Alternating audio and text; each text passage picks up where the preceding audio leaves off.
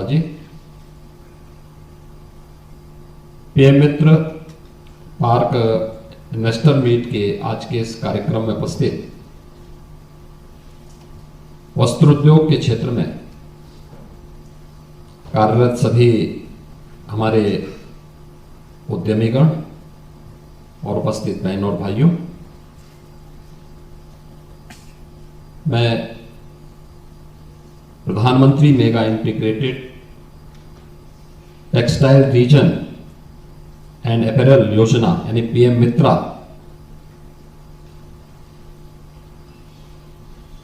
के लखनऊ यानी उत्तर प्रदेश के लिए स्वीकृत इस परियोजना के लिए आयोजित इस इन्वेस्टर मीट में आप सबका मैं हृदय से स्वागत करता हूं, अभिनंदन करता हूं। मेरे लिए यह अत्यंत महत्वपूर्ण हो जाता है कि आदरणीय प्रधानमंत्री जी के विजन, जिन्होंने भारत को टेक्सटाइल के हब के रूप में स्थापित करने के जिस एक महत्वाकांक्षी योजना को आगे बढ़ाया, मुख्यमंत्री के रूप में गुजरात और खासतौर पर सूरत को उन्होंने टेक्सटाइल के एक हब के रूप में स्थापित किया। अपने उसी विजन को उन्होंने देश के अंदर दुनिया की इस आवश्यकता की पूर्ति के एक नए हब के रूप में स्थापित करने के लिए जो देश के अंदर 7 पीएम मित्रा पार्क स्वीकृत किए हैं, उनमें से एक लखनऊ में है। और यह देश के अंदर स्वीकृत 5 पीएम मित्रा पार्क में से एकमात्र पार्क है जो राज्य की राजधानी में स्थापित हो रहा है। और यहां पर भी हम लोगों ने बेहतरीन कनेक्टिविटी के साथ ही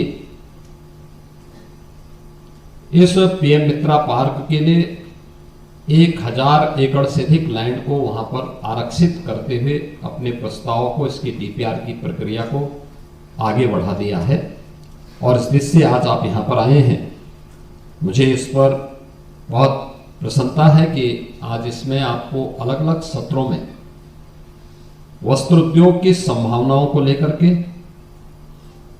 इस क्षेत्र में उत्तर प्रदेश क्यों महत्वपूर्ण है, इन सभी विषयों पर चर्चा करने और पीएम मित्रा पार्क की लखनऊ की उपयोगिता और इसमें होने वाले निवेश के बारे में बहुत कुछ जानने और सीखने का एक अवसर प्राप्त होगा। उत्तर प्रदेश, जैसा कि आप नाम से भी स्वयं अनुमान लगा सकते हैं, देश की आबादी का सबसे बड़ा राज्य है। 25 करोड़ की आबादी अकेले उत्तर प्रदेश में निर्भर करती है। लेकिन उत्तर प्रदेश ही नहीं बल्कि एक बहुत बड़ी आबादी नेपाल, भूटान, राज्यों में बिहार, झारखंड, मध्य प्रदेश, राजस्थान, उत्तराखंड, यहां की एक बड़ी आबादी अपनी आवश्यकताओं के लिए उत्तर प्रदेश पर निर्भर करती है। यानी आज के दिन पर अगर आप कह सकें तो दुनिया का सबसे बड़ा उपभोक्ता बाजार अगर कहीं पर है तो उत्तर प्रदेश है और उत्तर प्रदेश में है। जो जीवन की 3 महत्वपूर्ण आवश्यकताएं होती हैं, उनमें से वस्त्र भी एक महत्वपूर्ण आवश्यकता है। और आज के समय में हम अगर उसके अनुरूप मार्केट की डिमांड के अनुसार उस प्रकार की एक व्यवस्था दे सकें, एक ही स्थान पर यहां पर बुनाई भी हो, रंगाई भी हो, छपाई भी हो और उसकी पैकेजिंग भी हो, उसकी डिजाइनिंग भी हो, ये सभी कार्य एक ही स्थान पर करने की सुविधा अगर कोई दे सकता है तो वह पीएम मित्रा पार्क दे सकता है। और इसलिए इस अवसर के लिए आप सबको आमंत्रित करते हुए मुझे अत्यंत प्रसन्नता की अनुभूति हो रही है।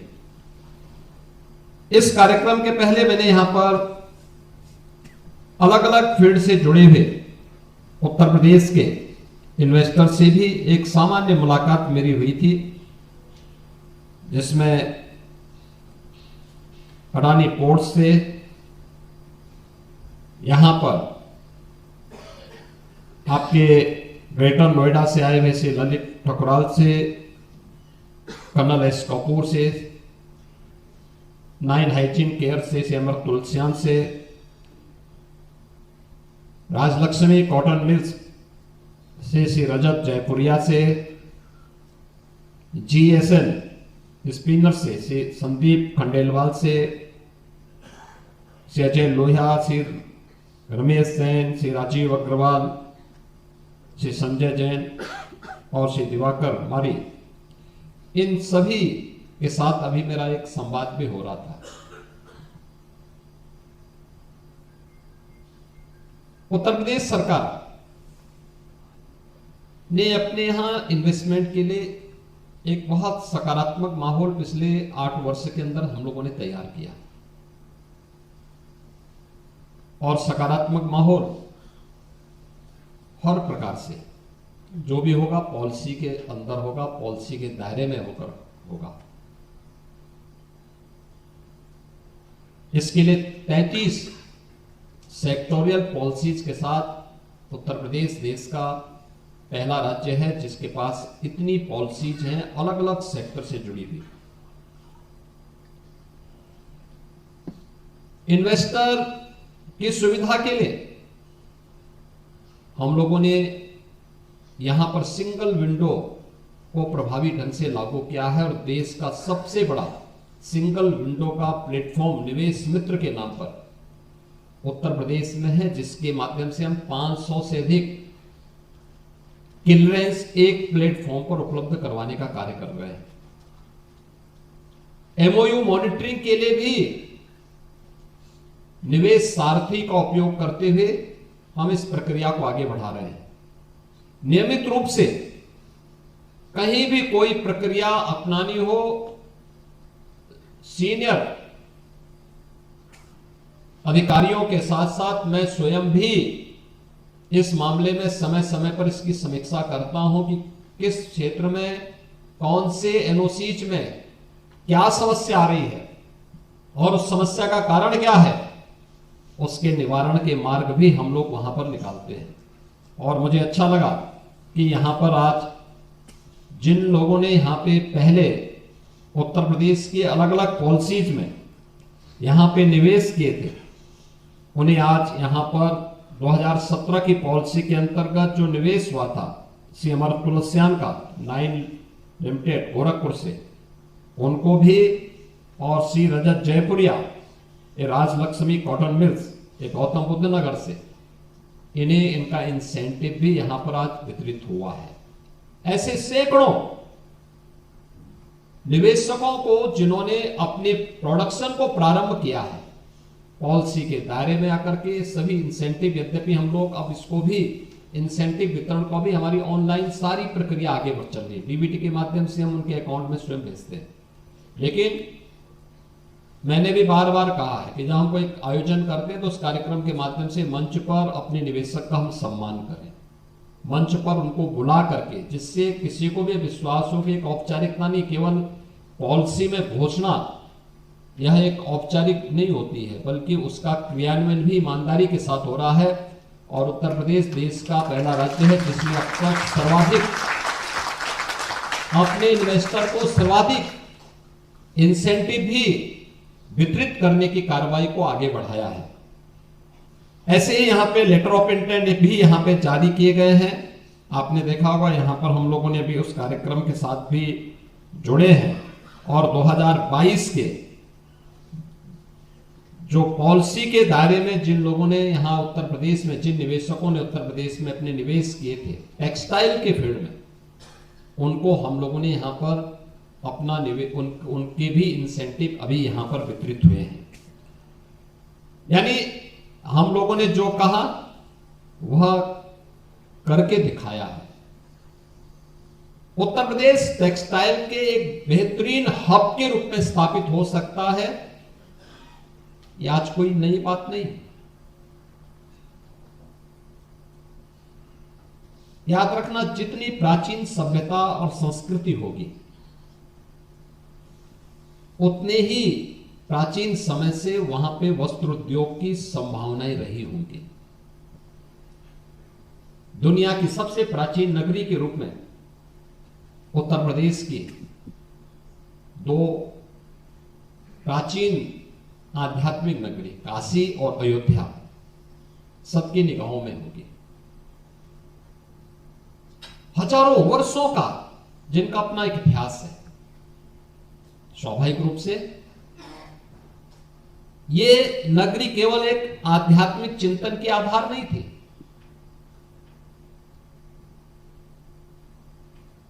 ये जितने भी हमारे प्राचीन आध्यात्मिक स्थल थे, ये केवल संस्कृति की दृष्टि से आगे नहीं बढ़ी थी, बल्कि इन्होंने समृद्धि को भी एक नई ऊंचाई तक पहुंचाने में योगदान दिया था।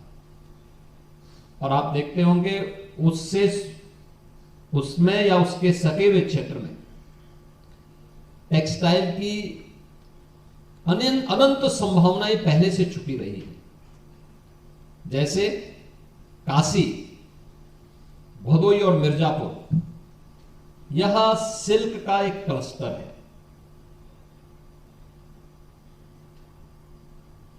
वाराणसी साड़ी, कौन से ऐसे भारतीय परिवार होंगे जिन परिवारों में किसी मांगलिक कार्यक्रम में वाराणसी की साड़ी लोगों की पसंद न बनती हो। कारपेट, वाराणसी, भदोई और मिर्जापुर का कारपेट आज फिर से वह पुनर्जीवित हुआ है। अयोध्या में अगर आप आएंगे तो अयोध्या के साथ अंबेडकर नगर जनपद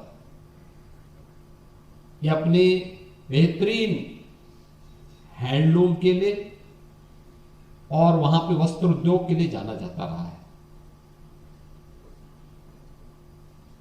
ऐसे ही आप किसी भी ऐसे प्राचीन क्षेत्र में आप जाएंगे, वहां पे आपको देखने को मिलेगा कि अगर लोगों के लिए निवास के लिए आवास की आवश्यकता थी, कनेक्टिविटी के लिए हो सकता है कि ब्रिजेस उस समय न बन पाए हों, लेकिन लोगों ने जल मार्ग का उपयोग उस समय भी किया था।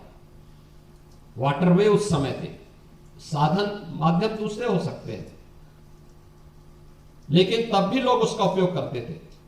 ऐसे ही उत्तर प्रदेश के अंदर अलग अलग क्षेत्रों में आप देख सकते हैं।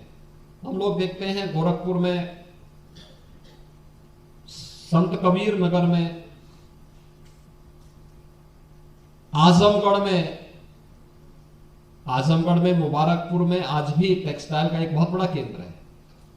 मऊ के अंदर हैंडलूम का बहुत अच्छा कार्य है।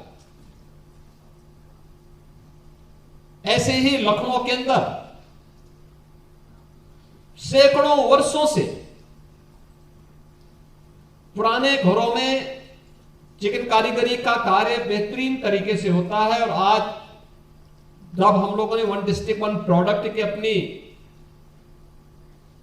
एक पॉलिसी यहां प्रदेश के अंदर लागू की और उस कार्यक्रम के अंतर्गत इसको थोड़ा भी प्रोत्साहित किया, परिणाम क्या आया कि आज इनके पास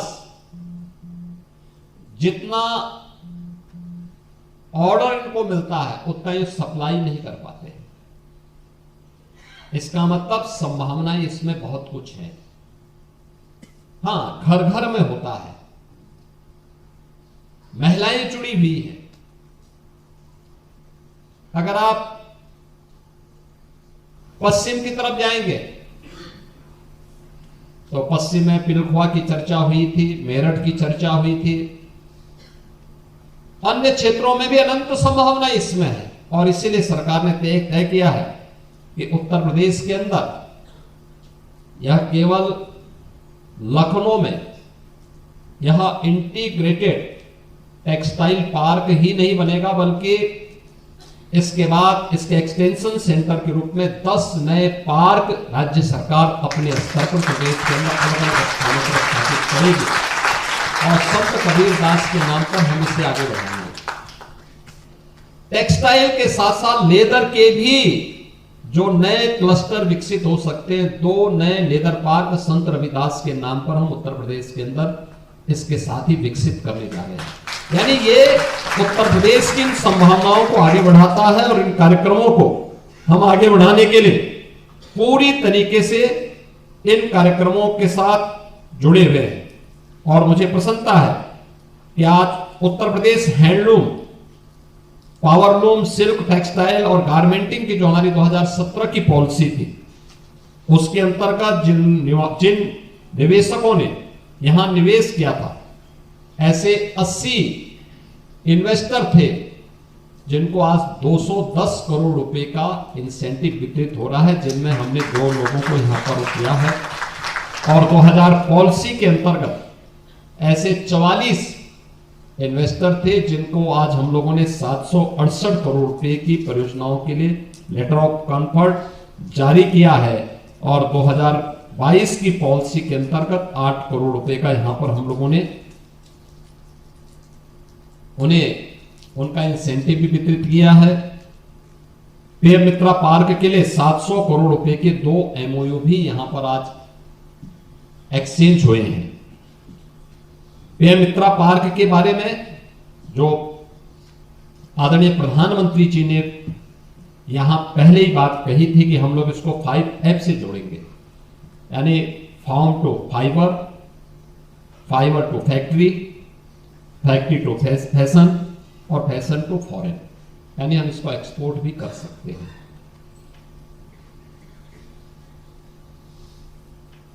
यानी 5F के आधार पर इस पूरी पीएम मित्रा पार्क के कॉन्सेप्ट को आगे बढ़ाने के लिए, जिसके बारे में मैं कह रहा था, 140 करोड़ की आबादी का भारत और टेक्सटाइल की कोई ऐसी इंटरनेशनल ब्रांड जो दुनिया के अंदर छा जा रही हो, उसको तैयार करने का एक अवसर। रेडीमेड गारमेंट्स में जो अनंत संभावनाएं हैं, दुनिया के मार्केट की मैपिंग करके वहां तक पहुंचने के लिए हमारे पास संभावनाएं हैं, क्योंकि बांग्लादेश की कुल आबादी 16 करोड़, लेकिन दुनिया के अंदर वह रेडीमेड गारमेंट्स में छा गया। 140 करोड़ का भारत इस दिशा में आगे क्यों नहीं बढ़ सकता? एक बड़ी आबादी ऐसी है जिसके हाथ को कार्य चाहिए, लेकिन उसको रास्ता दिखाने वाला तो कोई हो। उसकी ट्रेनिंग के कार्यक्रम को आगे बढ़ाना, उसकी डिजाइनिंग के साथ, पैकेजिंग के साथ, क्योंकि हर एक का अपना महत्व है। और उस कार्यक्रम के साथ अगर हम जुड़ेंगे तो उन सभी कार्यक्रमों को एक साथ हम कर पाएंगे। और इसमें इसीलिए प्रधानमंत्री जी ने इस बात को कहा कि पीएम मित्रा पार्क उसका कॉन्सेप्ट बहुत साफ है।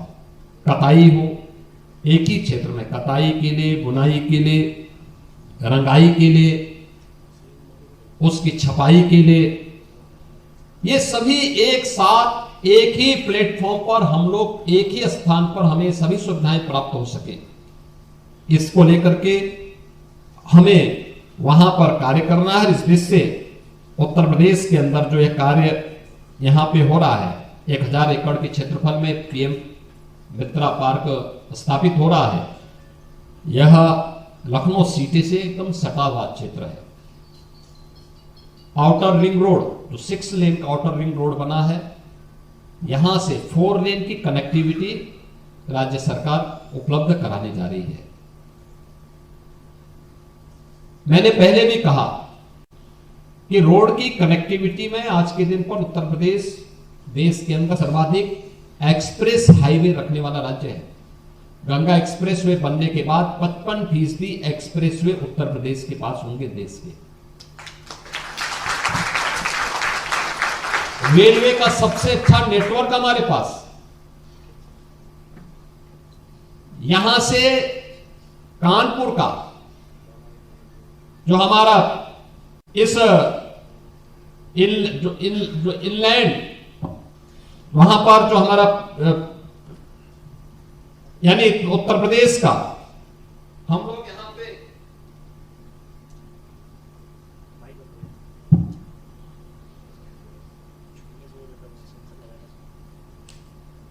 जो सुविधाएं यहां पे दे रहे हैं, देश का पहला इनलैंड वाटरवे वाराणसी से हल्दिया के बीच में प्रारंभ हो चुका है। पूर्वांचल एक्सप्रेसवे लखनऊ से वाराणसी तक पहुंच चुका है। फ्रीक्वेंट आवागमन आपके लिए, लेकिन डेडिकेटेड फ्रेट कॉरिडोर की सुविधा भी यहां से कानपुर के बीच में, जो लखनऊ से आपको जब मिलेगी तो एक ग्रीनफील्ड एक्सप्रेसवे के साथ आपको ये सुविधा यहां से कानपुर से प्राप्त हो जाएगी और डेडिकेटेड फ्रेट कॉरिडोर से आप पूर्वी बंदरगाह तक आसानी से पहुंच सकते हैं। कनेक्टिविटी का भी इश्यू नहीं। उत्तर प्रदेश के लिए जो अब तक कहा जाता था कि यह लैंडलॉक्ड स्टेट होने के नाते यहां से एक्सपोर्ट नहीं हो सकता, दिक्कतें होंगी, लेकिन उस सुविधा को भी यहां पर हम लोगों ने, आदरणीय प्रधानमंत्री जी ने इनलैंड वाटरवे के माध्यम से वाराणसी से हल्दिया के बीच में वाटरवे के माध्यम से भी और डेडिकेटेड फ्रेट कॉरिडोर के माध्यम से भी इस सुविधा को उपलब्ध करवाया है। और इंटरनेशनल एयरपोर्ट लखनऊ में ऑलरेडी यहां पर पहले से चालू है। इससे भी कार्गो की सुविधा आपको उपलब्ध करवाने की व्यवस्था यहां पर पहले से यहां पर प्राप्त है। लखनऊ का हमारा जो पीएम मित्रा पार्क है, इसके लिए पहले से ही 83 MOU, जिसमें 3,800 करोड़ रुपए के प्रस्ताव हमें पहले से प्राप्त हो चुके हैं। और मेरा मानना है कि यह टेक्सटाइल के लिए जो उत्तर प्रदेश सरकार की पॉलिसीज है 2017 की, उसके बाद 2022 की, इसमें सरकार ने बहुत सारी सुविधाएं उपलब्ध करवाई हैं अपने इन्वेस्टर के लिए। तो इन्वेस्टर के लिए गवर्नमेंट की पॉलिसी भी है, हमारे पास लैंड बैंक भी है, कनेक्टिविटी भी है और कानून व्यवस्था की बेहतरीन स्थिति भी उत्तर प्रदेश के अंदर है, जो आपको न केवल सुरक्षा प्रदान कर रहा है बल्कि आपकी पूंजी को भी पूरी तरह सुरक्षा प्रदान करता है। मित्रों, इसमें मुझे आपसे कुछ कहना है। खास तौर पर अगर आप देखेंगे तो उत्तर प्रदेश पहले से इस क्षेत्र में काफी प्रोग्रेसिव रहा है और मैं तो इस बात को मानता हूं कि जितनी प्राचीन मानव सभ्यता होगी, इस फील्ड की उतनी अधिक कृषि और टेक्सटाइल, इन दोनों में उतनी ज्यादा संभावनाएं वहां उसका मतलब रही होंगी, क्योंकि मानव सभ्यता इस दोनों के बगैर आगे नहीं बढ़ सकती। कृषि का रहा होगा तब जाके मानव वहां पनपा होगा। मानव सभ्यता है तो इसका मतलब वस्त्र को किसी न किसी रूप में लोग वहां पे धारण करते रहे होंगे और उस प्राचीन परंपरा का कोई वास्तव में उस विरासत का कोई सच्चा प्रतिनिधित्व करता है तो वह उत्तर प्रदेश करता है। और इसीलिए उत्तर प्रदेश ने बीच के उस काले अध्याय को छोड़ दिया जाए, जब सब कुछ उत्तर प्रदेश की उन अनंत संभावनाओं को एक प्रकार से बाधित कर दिया गया था, उसके सामने बैरियर खड़े कर दिए गए थे। आज उससे उभर करके आगे बढ़ चुका है। अब उत्तर प्रदेश आज के दिन पर हम लोग वस्त्र उत्पादन में 13% योगदान के साथ देश के अंदर तीसरे स्थान पर उत्तर प्रदेश है और 20 लाख से अधिक वर्तमान में हम लोग इसके माध्यम से रोजगार भी प्रदान कर रहे हैं। प्रदेश ने इसके बारे में तमाम अन्य संस्थान भी खड़े किए हैं, खासतौर पर NIFT Raebareli, textile technology institute Kanpur, Indian institute of apparels technology Varanasi, ये सभी हम लोगों ने यहां पर आगे बढ़ाई। ये सभी इंस्टीट्यूट भी हमारे आगे बढ़े हैं और अब तक हम लोगों ने उत्तर प्रदेश के अंदर जिन 80 निवेशकों ने यहां पे अपना निवेश उत्तर प्रदेश के अंदर किया है, ऐसे 80 इकाइयों को हम लोगों ने 210 करोड़ रुपए का भी इंसेंटिव उन्हें प्रदान किया है, जिसमें अरविंद मिल्स का है, टीटी ग्रुप का है, गणेशा इकोस्फीयर का है, भारतन ओवरसीज और 9 जैसी इकाइयां भी यहां पर प्रदेश के अंदर कार्य कर रही हैं। वस्त्र उद्योग के क्षेत्र में हमारे पास 1000 से अधिक एमओयू पर अब तक हस्ताक्षर किए गए हैं, जो हमारी अलग अलग पॉलिसी के दायरे में ये एमओयू हमारे साथ हुए हैं। 225 का ग्राउंड ब्रेकिंग के लिए हम लोगों ने तैयार किया है और यह जैसे ग्राउंड ब्रेकिंग होने के बाद 6000 करोड़ रुपए से अधिक का निवेश इसके माध्यम से होगा और 50,000 से अधिक निवेश यानी 50,000 से अधिक नए रोजगार का सृजन अकेले इन्हीं निवेशकों के माध्यम से प्रदेश में नए तरीके से आगे बढ़ेगा। उत्तर प्रदेश के बारे में आप सब जानते हैं, उत्तर प्रदेश में कोई बहुत आपसे कुछ भी अपरिचित नहीं है। आज के दिन पर यह देश की सबसे बड़ी उभरती हुई अर्थव्यवस्था बनकर के आगे बढ़ी है। अपने बेहतरीन इंफ्रास्ट्रक्चर के साथ साथ उत्तर प्रदेश ने आज हर एक फील्ड में प्रधानमंत्री जी के विजन के अनुरूप एक नए भारत के नए उत्तर प्रदेश के रूप में उभरा है। आज देश की नंबर 2 की अर्थव्यवस्था बन चुका है और 2029 तक उत्तर प्रदेश को $1 ट्रिलियन की इकोनॉमी बनाने के जिस विजन के साथ उत्तर प्रदेश कार्य कर रहा है, मेरा अनुमान है कि यह स्पीड यहां के स्केल के माध्यम से हम लोग एक समय सीमा के अंदर प्राप्त कर लेंगे और यह निश्चित ही इसमें उत्तर प्रदेश को कहीं कोई यहां पे समस्या नहीं आने वाली है। हर एक प्रकार की कनेक्टिविटी हमारे पास है, रोड की भी है, रेल की भी है, एयर कनेक्टिविटी उत्तर प्रदेश के अंदर मौजूद है। अपनी टेक्नोलॉजी का बेहतरीन उपयोग करते हुए हर एक फील्ड में उत्तर प्रदेश आज आगे बढ़ रहा है। मुझे पूरा विश्वास है कि पीएम मित्रा पार्क टेक्सटाइल के क्षेत्र से जुड़े हुए आप सभी निवेशकों के लिए एक नए अवसर के लिए आपका आह्वान कर रहा है। ये पीएम मित्रा पार्क के साथ ही जो हमारे 10 नए क्लस्टर हम लोग प्रदेश के अंदर नए पार्क स्थापित करेंगे, यह इसके एक्सटेंशन के रूप में कार्य करेंगे और सभी प्रकार की सुविधाओं को एक ही स्तर पर आपको प्रदान करने के लिए पूरी प्रतिबद्धता के साथ कार्य करेंगे। आज के इस अवसर पर आप सभी ने पीएम मित्रा पार्क के लिए आयोजित इस इन्वेस्टर मीट्स में आप सब यहां पर उपस्थित हुए हैं। मैं आपका एक बार फिर से हृदय से स्वागत करता हूं और विश्वास करता हूं कि आप लोग सभी रुचि के साथ प्रधानमंत्री जी के इस विजन को जमीनी धरातल पर उतारने में अपना योगदान देंगे। आप सबके प्रति मेरी मंगलमय शुभकामनाएं। धन्यवाद।